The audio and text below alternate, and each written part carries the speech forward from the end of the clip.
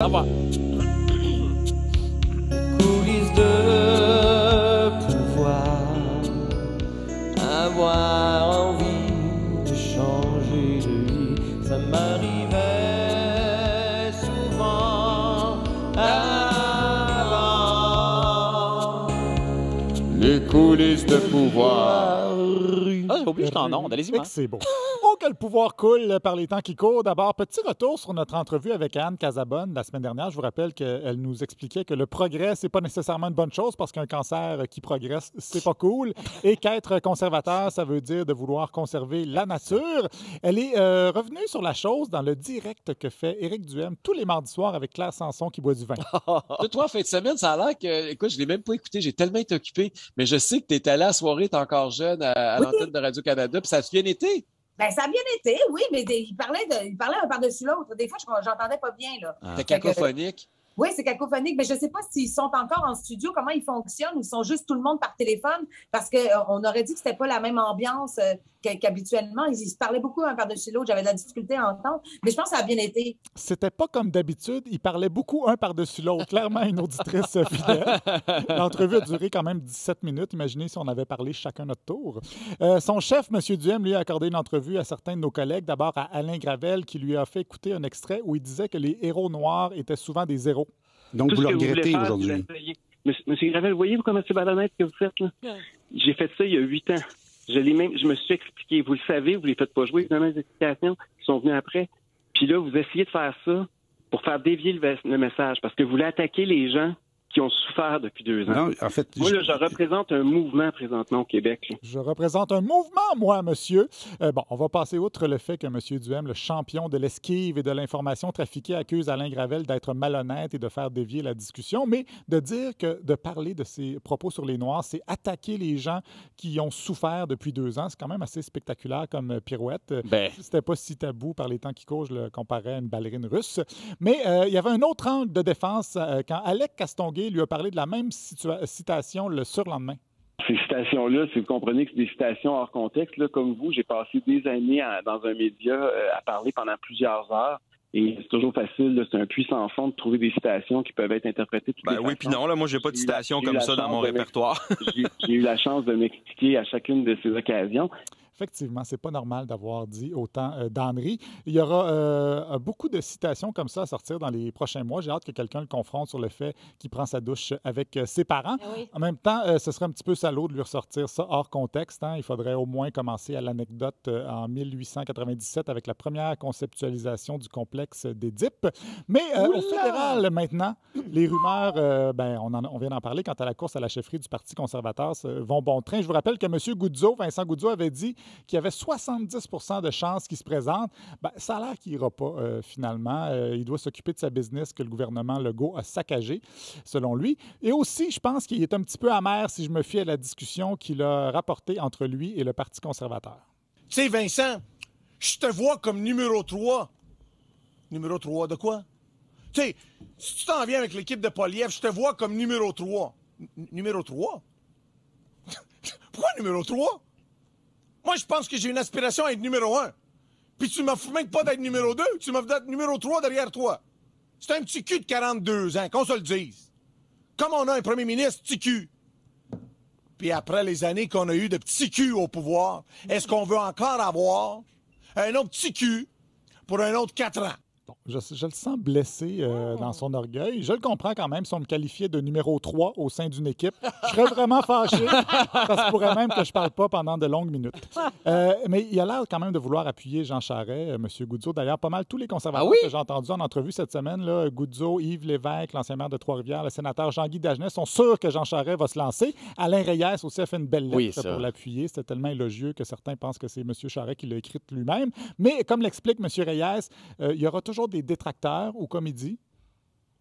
D'expliquer les motivations autres que celles qu'on va entendre des détracteurs de M. Charest qui remettent toujours la question de la commission, pas la commission Charbonneau, mais de l'enquête mâchurée qui n'aboutit plus après 10 ans. Il faut regarder les deux côtés de la médaille. Donc, certains, les détracteurs de M. Charest vont faire part de cette vision-là. On me dit que dans Harry Potter, un détraqueur, c'est une créature des ténèbres. C'était les gardiens de la prison d'Azkaban, Jean-Sébastien. C'est quoi? Prison d'Azkaban. J'ai jamais regardé un... non plus. Vous avez jamais regardé Ça un... ne m'intéresse pas, ça ne me concerne pas. Ben non, mais c'est vrai que ça ne me concerne pas non plus. Herbert Léonard. Oui, je préfère Herbert Léonard. Ben oui, Herbert Léonard qui se défend contre les dragons. Mais non, mais je suis curieux d'une chose, par exemple, parce que... non, c'est pas vrai. J'ai vu un film parce que j'accompagnais Votre neveu. quelqu'un pour... Non, un adulte pour y faire plaisir. J'ai haï ça. Mais parce que moi, j'ai beaucoup aimé les Seigneurs des Anneaux, mais j'ai jamais regardé les Harry Potter parce que j'ai jamais lu. C'est plus enfantin. Ben oui, c'est pour vos enfants. Non, mais c'est ça, mais mes enfants sont trop jeunes pour regarder ça parce qu'ils ont 7 ans, là, c'est encore. Ben, ça commence. Ouais, parce qu'il y a des affaires assez. Ça ne m'intéresse pas. Ah oui, je sais bien, ça ne me concerne OK, ça ne concerne pas. On dirait que vous êtes rendu une vieille Nathalie Petrovski. Je le sais, c'est ça la blague. Bien joué. À Ottawa, la loi sur les mesures d'urgence est repartie aussi vite qu'elle est arrivée. Les députés ont débattu pendant des heures et des heures. Denis Trudel du Bloc était bien tanné. Vous connaissez Denis? Oui. Ben oui. Il est drôle, lui. Dans Crazy. Il a joué le rôle de sa vie pendant le débat sur les mesures d'urgence. Montage. Madame la Présidente, faut que je vous avoue quelque chose. Je suis épuisé. Je suis profondément épuisé. On est samedi soir. Je devrais être en train de souper avec mes enfants, ma femme. Non, c'est une pièce de théâtre. Et là, je suis ici en train de discuter d'une loi sur l'urgence nationale alors qu'il n'y a pas d'urgence nationale. C'est terminé. Moi, là, j'ai pas de problème à passer des heures, des nuits ici pour discuter des choses importantes. Je passerai les fêtes de semaine ici, je camperai ici, j'aurai mon sleeping bag. Mais là, je cherche. Et où? Madame la Présidente, où est la crise? Où est la crise nationale? On cherche encore. On cherche la crise nationale, Madame la Présidente. Je suis tanné, là. Mais on cherche, on trouve pas. Il a un non, débit mais c'est un peu vrai, pâteux. c'est un scandale. Ouais, je pense. Avant de commencer, là, mais j'ai commencé pas mal. Qu'est-ce voyons. qu'ils avaient comme outil depuis que la loi est promulguée il y a quelques jours qu'ils n'ont pas maintenant? Ce qui me venait en tête cette semaine, là, en réfléchissant à ça, là, c'est le film 12 hommes en colère. Avez-vous déjà vu le film 12 hommes en colère? On n'a jamais vu, à aucun moment, le premier ministre ici faire preuve de leadership. Puis c'est ça qui nous manque. Bon, je pourrais vous parler aussi. Il me reste combien de temps, Mme la Présidente? On dirait moi. J'ai vraiment pas le temps de vous parler de la crise d'octobre. On l'a échappé belle. Ça a duré 10 minutes comme ça. Avez-vous déjà vu le film 12 hommes tannés qui regardent par terre?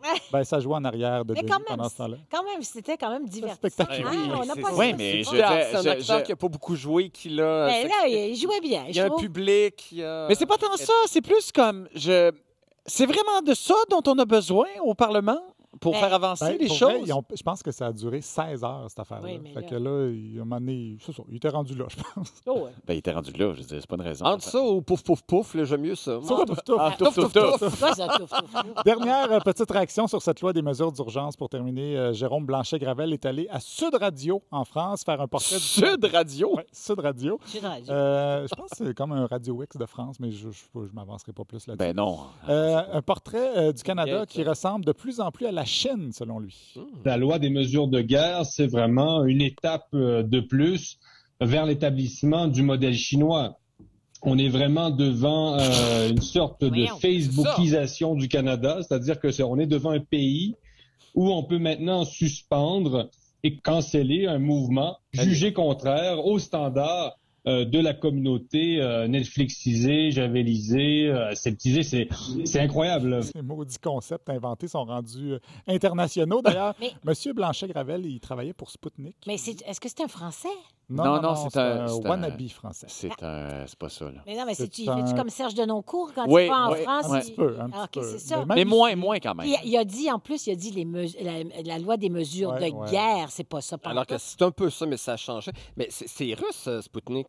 C'est ça, il travaillait... Lui, c'est un Québécois qui habite au Mexique, qui travaillait pour Sputnik, l'agence russe, mais il a décidé de lâcher ce job-là à cause de l'invasion en Ukraine. Donc, c'est la despionisation russe. Bon, ça marche pas.